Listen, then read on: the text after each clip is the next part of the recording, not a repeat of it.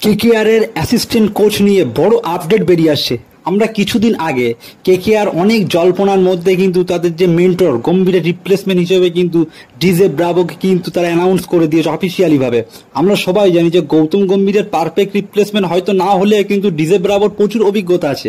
তো এবার কিন্তু কেকেআর এর যে অ্যাসিস্ট্যান্ট কোচ অর্থাৎ যে অভিষেক নায়ারের যে সিটটা খালি আছে সেই অভিষেক নায়ারের রিপ্লেসমেন্ট হিসেবে কিন্তু তারা কিন্তু 2 থেকে 3টে বড় লেজেন্ড প্লেয়ারের সঙ্গে কিন্তু কথা বলছে ইন্ডিয়ান।